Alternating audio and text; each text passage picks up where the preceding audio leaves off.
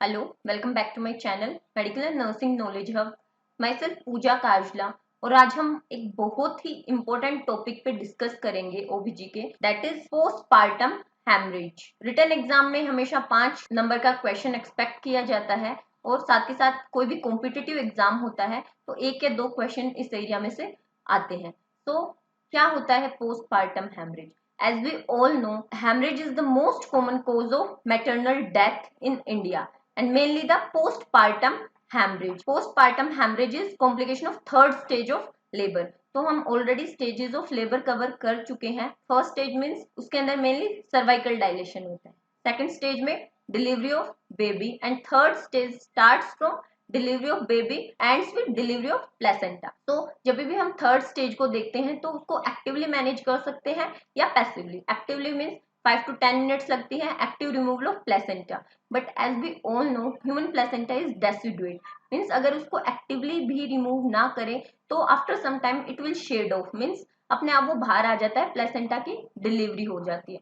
But उसमें सिर्फ 15 से 20 मिनट लगते हैं। अगर उससे ज्यादा मीन्स 30 मिनट से ज्यादा लग रही है, it means it can lead to postpartum hemorrhage and this is case of retained placenta। तो हम देखेंगे कि नॉर्मल ब्लड लॉस कितना होता है किस किस टाइप की प्रेगनेंसी में। तो अगर हम वेजाइनल डिलीवरी की बात करें तो less than 500 ml blood loss उसके अंदर होता है। अगर 500 ml से ज्यादा हो रहा है it means it is the case of postpartum haemorrhage.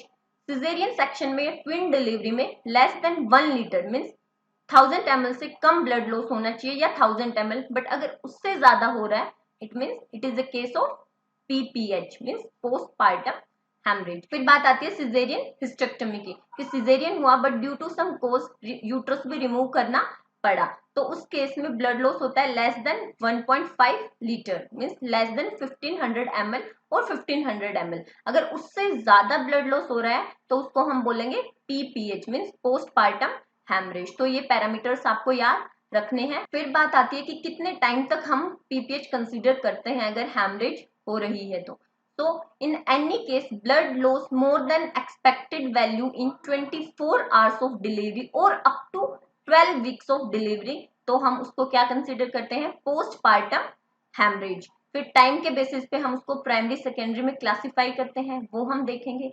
तो ये किसने बोला? WHO ने, जो हमने पैरामीटर्स देखे वेजाइनल डिलीवरी, सिजेरियन या सिजेरियन हिस्टेक्टोमी। बट ACOG ने बोला कि blood loss more than 1000 ml irrespective of mode of delivery होगा पीपीएच। साथ ही साथ दूसरी एक डेफिनेशन दी, if bleeding is there and it is accompanied by sign and symptoms of hypovolaemia within 24 hour of delivery irrespective of route of delivery, तो उसको consider किया जाएगा पीपीएच। तो WHO ने मोड ऑफ डिलीवरी के अकॉर्डिंग बोला, different different amount बोली, but जो ACOG है उन्होंने बोला 1000 ml मीन्स 1 लीटर से ब्लड लॉस ज्यादा है तो हम उसको कंसीडर करेंगे पीपीएच, चाहे कैसे भी डिलीवरी हुई है या ब्लीडिंग हुई at the time of delivery third stage of labour में और उसके बाद हाइपोवोलेमिया के साइन एंड सिम्टम देखने को मिल रहे हैं तो हम उसको कंसीडर करेंगे PPH. Then ATLS means advance trauma life support ने क्लासिफाई किया है पीपीएच को 4 कैटेगरीज में, 4 क्लासेस में। Class 1 when blood loss is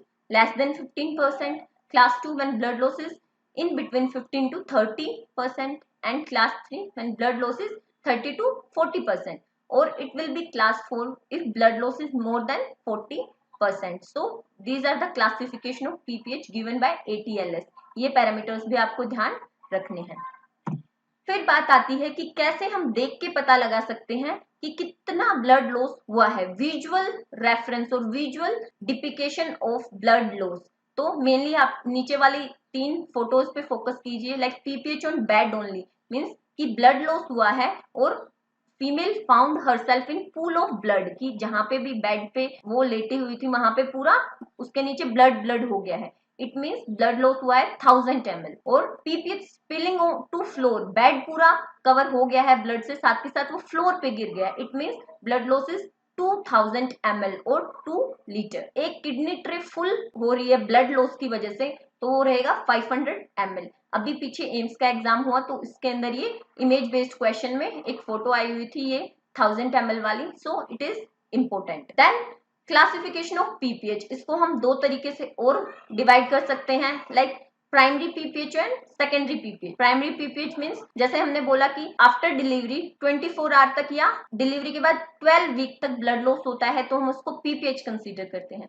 तो अगर with in 24 hour of delivery होता है ब्लड लॉस तो उसको हम प्राइमरी पीपीएच बोलेंगे। And after 24 hours but before 12 weeks of delivery होता है तो उसको हम बोलेंगे secondary PPH.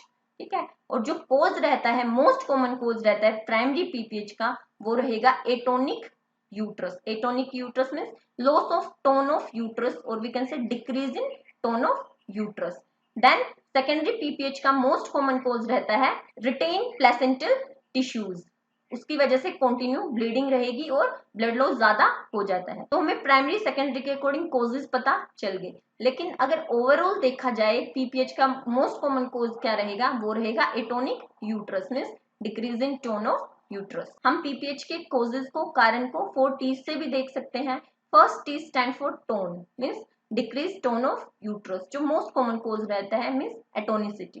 Then second T stand for trauma, जो सेकंड मोस्ट कॉमन कोज रहता है। Trauma due to anything, perineal tear है, हेमेटोमा है, सर्वाइकल टीयर है, कोई भी इंजरी हुई है उसकी वजह से ब्लड लॉस हो रहा है।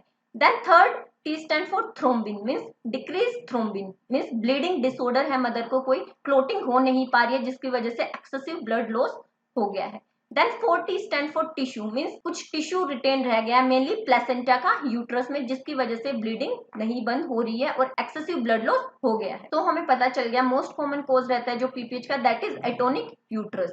तो कौन कौन से फैक्टर्स होते हैं जो यूट्रस की टोन को कम करते हैं? तो फर्स्ट रहेगा over distension of uterus.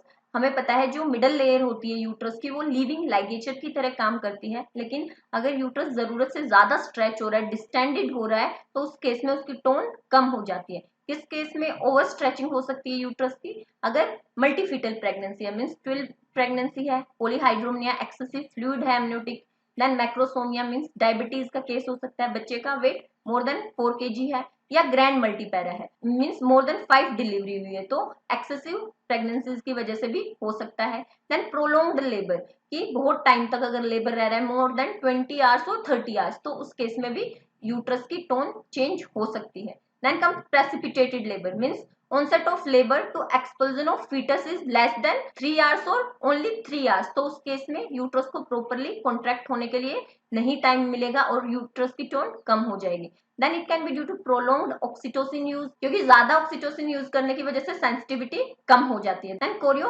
एम्नियोनाइटिस means inflammation of chorion, उसकी वजह से भी एटोनिसिटी हो सकती है। Some other causes like previous history of PPH है तो उस केस में हो सकता है। Then antepartum haemorrhage, antepartum haemorrhage means placenta praevia और एब्रप्शो प्लेसेंटा, एडहेरेंट प्लेसेंटा की वजह से एटोनिसिटी हो सकती है। देन फाइब्रोइड यूट्रस की वजह से भी हो सकती है। क्यों? क्योंकि उस केस में सरफेस एरिया ऑफ यूट्रस बढ़ जाता है, ब्लीडिंग के चांसेस बढ़ जाते हैं।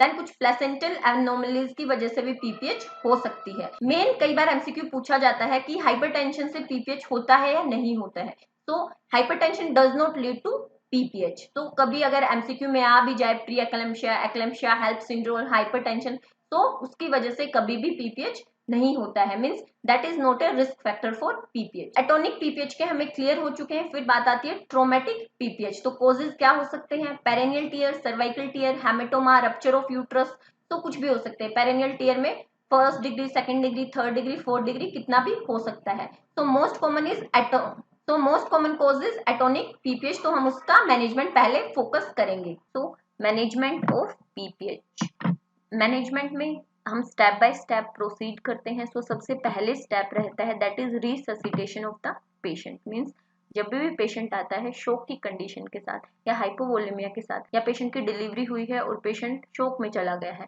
तो उस टाइम पे फर्स्ट चीज रहेगी that is resuscitation of patient. Patient को रिससिटेट करेंगे, कैसे करेंगे? Secure 2 large bore IV line, और आईवी लाइन में से क्या करना है? फ्लूइड्स इन्फ्यूज करने हैं, दैट इज क्रिस्टलोइड्स। ठीक है, क्योंकि वॉल्यूम को एक्सपेंड करना पड़ेगा, जो क्या हो गया हाइपोवोलेमिया की केस है, उसको हमें वापस से नॉर्मल वॉल्यूम करनी पड़ेगी। देन कैथेटराइज द ब्लैडर, क्यों? क्योंकि इनपुट आउटपुट भी साथ के साथ मेंटेन करना है। Then arrange for the blood, blood के लिए देखना है, ब्लड ट्रांसफ्यूजन के लिए। And before that blood grouping should be done, cross matching should be done, haematocrit and coagulation profile should be done. Then कैसे हम डिसाइड करेंगे कि ब्लड ट्रांसफ्यूजन की जरूरत है या सिर्फ पिस्टोलॉइड देने से ही वॉल्यूम कंट्रोल में आ जाएगा। सो उसके लिए शोक इंडेक्स देखते हैं। Shock index help to determine when to transfuse blood. तो शोक इंडेक्स कैसे कैलकुलेट करते हैं? Mainly shock index is heart rate divided by systolic blood pressure. तो normally it is 0.5 to 0.7, but in case of pregnancy we know कि जो heart rate वो बढ़ जाती है और सिस्टोलिक बीपी डिक्रीज हो जाता है।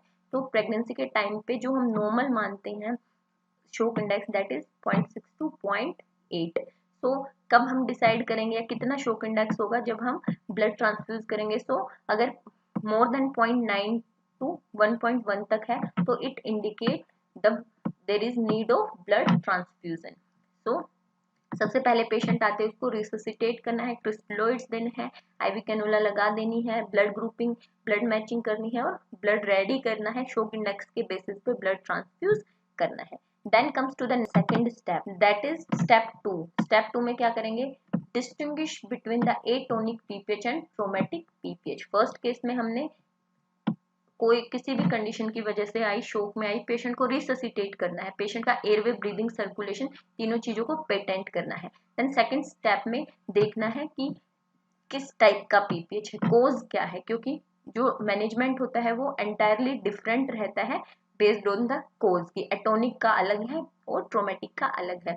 तो कैसे पता करेंगे सेकंड स्टेप में कि किस टाइप का पीपीएच है, क्या कारण है? Obviously by doing abdominal examination. तो अगर यूट्रस पाल्पेट नहीं हो रहा है, uterus can not be palpated abdominally, it means it is a case of atonic PPH. क्यों? क्योंकि हमें पता है जिस चीज की टोन लॉस होगी, डिक्रीज होगी, that is difficult to palpate. Then अगर यूट्रस पाल्पेट हो रहा है, it means it is a case of traumatic PPH. तो आइडेंटिफाई करने के बाद हम सबसे पहले एटोनिक पीपीएच की मैनेजमेंट देखेंगे। मैनेजमेंट ऑफ एटोनिक पीपीएच, इसके अंदर भी हम step by step procedure follow करेंगे। पहले तो फीमेल के होते ही रिससिटेट करना है, देन उसके बाद आइडेंटिफाई करना है किस टाइप का पीपीएच है, और उसके अंदर फर्स्ट स्टेप क्या रहेगा? जब टोन कम है तो उस केस में क्या देंगे? First step is give uterotonic drug. Obviously tone कम है तो टोन को इंक्रीज करने के लिए ड्रग देंगे। WHO recommended drug is that is oxytocin. Oxytocin देंगे, साथ के साथ साइमल्टेनियस यूट्राइन मसाज करेंगे, जो ये फोटो में आप देख रहे हो, यूट्राइन मसाज करेंगे और ऑक्सीटोसिन देंगे। पहले WHO ने यूट्राइन मसाज को active management of third stage of labour में रखा था, mainly to prevent the PPH, but now it is in management of PPH. तो आपको ये डिफरेंस देखना है। देन डोज कितनी रहेगी ऑक्सीटोसिन की? That is 30 to 40 international unit. Mainly कैसे देते हैं? आईवी इन्फ्यूजन में देते हैं। किस में मिला के देते हैं? नॉर्मल सलाइन और रिंगल लैक्टेट में दे सकते हैं, बट कभी भी 5% डेक्सट्रोज में नहीं देते हैं। क्यों नहीं देते हैं? क्योंकि ऑक्सीटोसिन पीपीएच के केस में लंबी देर तक, लॉन्गर टाइम तक देना पड़ेगा। तो हमें पता है डेक्सट्रोज इलेक्ट्रोलाइट डेफिशिएंट होता है, इलेक्ट्रोलाइट डेफिशिएंट मीडियम है ये, तो जिसकी वजह से अगर हमने इसमें दिया तो वॉल्यूम ओवरलोड हो जाएगा वो, और क्या देखने को मिलेगा? Hyponatraemia. First drug of choice is oxytocin. If oxytocin is not available तो उस केस में WHO ने क्या रिकमेंड किया है? अदर ड्रग्स हम यूज कर सकते हैं, like methyl ergometrine. Methyl ergometrine mainly dose कितनी रहेगी? 0.2 mg। किस रूट से देते हैं? IM से, इंट्रामस्कुलर। ठीक है, मेनली हर 2 to 4 आवर में रिपीट करते हैं, मैक्सिमम 4-5 डोजेस की दे सकते हैं। देन अदर ड्रग और क्या दे सकते हैं? ऑक्सीटोसिन नहीं है तो मिथाइल आर्गोमेट्रिन की जगह सिंटोमेट्रिन। सिंटोमेट्रिन कॉम्बिनेशन होता है ऑक्सीटोसिन का एंड मिथाइल आर्गोमेट्रिन का। ऑक्सीटोसिन ये फिक्स्ड इसकी डोज रहती है 5 unit mainly oxytocin and 0.5 mg methyl ergometrine. अगर सिंटोमेट्रिन भी नहीं है तो प्रोस्टाग्लैंडिन इनहिबिटर्स दे सकते हैं, लाइक मीजोप्रोस्ट एंड कार्बोप्रोस्ट। ठीक है, मेनली जो PGE1 रहेगा ये सबलिंगुअली दी जाएगी। ठीक है, और 800 माइक्रोग्राम इसकी डोज रहेगी, और प्रिवेंशन के टाइम पे 600 माइक्रोग्राम मेनली ये दी जाती है। मिजोप्रोस्ट या carboprost, second prostaglandin inhibitor is like carboprost. ठीक है, इसकी डोजेज में मेनली 250 माइक्रोग्राम IM ये दी जाती है।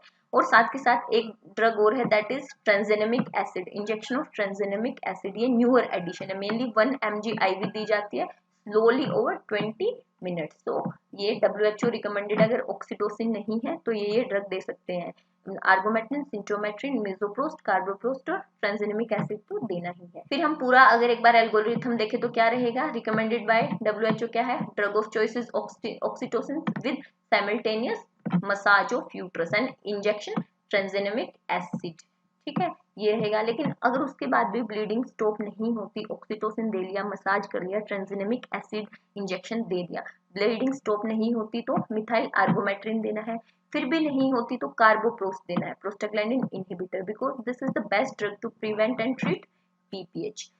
ये सारा जो भी प्रोसेस है ये हमें 30 मिनट्स तक करना है, means medical management should be tried only for 30 minutes. लेकिन अगर उसके बाद भी ब्लीडिंग स्टॉप नहीं हो रही, means if it fails so do the mechanical method, क्योंकि कहीं पे भी देखो चोट लग जाती है तो प्रेशर डालने से कंट्रोल हो जाती है थोड़ी। तो अगर मेडिकल मेथड फेल हो जाते हैं, ऑक्सीटोसिन दे लिया, आर्गोमेट्रिन दे ली, साथ के साथ कार्बोप्रोस्ट लगा लिया, पूरा कर लिया, 30 मिनट तक हमने ट्राई किया, नहीं बात बन रही है तो go for mechanical method. Mechanical method में क्या रहेगा, मैकेनिकल मेथड में जो WHO ने रिकमेंडेड किया है, first thing is uterine massage, ठीक है। Then comes to catheters, one is Sengstaken, Blakemore, oesophageal catheter और बकरी बलून कैथेटर या कोंडम कैथेटर। मेनली क्या करना है, इन्फ्लेट करना है जिससे प्रेशर पड़े यूट्रस में, अंदर ये इंसर्ट करके इन्फ्लेट करना है। मीन्स जो बकरी बलून कैथेटर होती है मेनली उसके अंदर फिल करते हैं वार्म नॉर्मल सेलाइन, इसकी कैपेसिटी रहती है 300 to 500 ml, मैक्सिमम 500 ml। और कैसे करते हैं मैं फोटो में आपको बताती हूँ। लेग इसके अंदर आप देखिए सेकंड वाली फोटो में, ये इंसर्ट की कैथेटर, बकरी बलून कैथेटर, और अंदर जाके इसमें क्या इन्फ्यूज किया, नॉर्मल सेलाइन 300 to 500 तक कर सकते हैं, और इसको इन्फ्लेट कर दिया जिससे जो वॉल से यूट्रस की उसके ऊपर प्रेशर पड़े और ब्लीडिंग स्टॉप हो जाए। देन आता है कि temporary method recommended by WHO for PPH. अगर हमारे पास ड्रग्स नहीं है या ब्लीडिंग स्टॉप नहीं हो रही है, वो कंडीशन है, तो टेम्परेरी क्या क्या कर सकते हैं, मीन्स कब कब करेंगे, done as we wait for help और in a transit to higher centre, कि हमें हायर सेंटर पे शिफ्ट करना है पेशेंट को, या हम वेट कर रहे हैं ड्रग्स का आने का या जो भी कंडीशन है, तो उस केस में क्या क्या कर सकते हैं, by manual compression of uterus, that is not a like standard method but temporary कुछ टाइम के लिए हम कर सकते हैं। कैसे करेंगे, by manual means by using both hands. तो आप जैसे फोटो में देख रहे हो, एक तरफ से अंदर इंसर्ट करके और दूसरी तरफ से पर एब्डोमिनली सपोर्ट करके, तो यूट्रस को बीच में एक तरह से कंप्रेस कर रहे हैं जिससे ब्लीडिंग रुक जाए। Then external compression of aorta can be done and other thing can be like military anti shock garment। लेकिन मेडिकल ट्राई कर लिया 30 मिनट तक नहीं हुआ, मैकेनिकल कर लिया फिर भी ब्लीडिंग कंट्रोल नहीं हो रही है, means if mechanical method fails go for the surgical method. Surgical method में क्या रहेगा, तो सर्जिकल मेथड में फर्स्ट थिंग आएगी compression sutures, most common suture used is B Lynch sutures. क्या करेंगे इसमें, when you tighten the sutures anterior and posterior wall of uterus will meet and bleeding stops। तो आप इसमें देखिए वर्टिकली पूरे यूट्रस को ये सूचर्स कवर कर रहे हैं और पूरे यूट्रस को स्क्वीज कर देते हैं एक तरह से, जिसकी वजह से एंटीरियर पोस्टीरियर वॉल मिल जाती है और ब्लीडिंग रुक जाती है। so this can be used। bilateral ligation of arteries supplying uterus can be done, like different arteries blood vessel supply करती है यूट्रस को, उनको लाइगेट कर सकते हैं, लाइक यूट्राइन आर्टरी या ovarian artery, anterior division of internal iliac artery, ये इनको क्या कर सकते हैं, लाइगेट, ठीक है। देन कम्स, अगर फिर भी bleeding, if bleeding still not controlled, ठीक है, मेडिकल मैनेजमेंट कर लिया, मैकेनिकल कर लिया, सर्जिकल में लाइगेशन ट्राई कर लिया, सूचर्स ट्राई कर लिया, लेकिन नहीं हो रही है, then go for hysterectomy। hysterectomy means removal of uterus। it can be done कि पूरे यूट्रस मीन्स यूट्रस और सर्विक्स दोनों को रिमूव कर रहे हैं, खाली यूट्रस को रिमूव कर रहे हैं। तो अगर ओनली यूट्रस को रिमूव कर रहे हैं तो उसको हम सब टोटल हिस्टेरेक्टमी बोलते हैं, या सुप्रा सर्वाइकल हिस्टेरेक्टमी भी हम इसको बोल सकते हैं। देन अगर सर्विक्स को नहीं सेव कर सकते, वहां पे भी मतलब ब्लीडिंग रुक ही नहीं रही है, तो second best thing is total abdominal hysterectomy, means remove uterus plus cervix. तो ये क्या रहेगा, total abdominal hysterectomy. If bleeding is still not controlled, medical try कर लिए मेथड, मैकेनिकल कर लिए, सूचर्स कर लिए, रिमूव कर दिया यूट्रस को, hysterectomy. Then if bleeding is still not controlled, apply pelvic pressure pack, ये एंड ऑप्शन है, like umbrella pack and parachute pack. तो आई होप आपको मैनेजमेंट इतना क्लियर हुआ होगा। तो इन समरी आज हमने देखा पीपीएच क्या है, देन कौन कौन से इसके कोजेज हो सकते हैं, कितने टाइप के पीपीएच होते हैं और क्या एल्गोरिथम हम मैनेजमेंट में फॉलो करते हैं। कि पहले रिससिटेट करना है पेशेंट को, फिर आइडेंटिफाई करना है किस टाइप का पीपीएच है, ट्रोमेटिक या एटोनिक, मोस्ट कॉमन एटोनिक रहता है, तो वो हम एब्डोमिनल एग्जामिनेशन करके पता लगा लेंगे। यूटेरोटोनिक ड्रग देने हैं, मसाज करना है। लेकिन अगर ऑक्सीटोसिन नहीं है तो दूसरे आर्बोमेट्रिन या सिंटोमेट्रिन या प्रोस्टाग्लैंडिन इनहिबिटर लाइक मिजोप्रोस्ट, कार्बोप्रोस्ट यूज कर सकते हैं। 30 मिनट्स तक मेडिकल मेथड ट्राई करना है। नहीं, अगर ब्लीडिंग कंट्रोल हो रही है, गो फॉर मैकेनिकल मेथड, फिर भी नहीं हो रहा है, गो फॉर सर्जरी, फिर भी नहीं हो रहा है, तो लास्ट में पैकिंग कैन बी डन। तो it is all about PPH. अगर आपको वीडियो पसंद आए हो तो प्लीज लाइक कीजिए, एंड कोई भी डाउट है तो कमेंट सेक्शन में कमेंट कीजिए। आपका कोई सजेशन है वो भी आप कमेंट सेक्शन में डाल सकते हो। Until we meet, have a nice day, bye bye.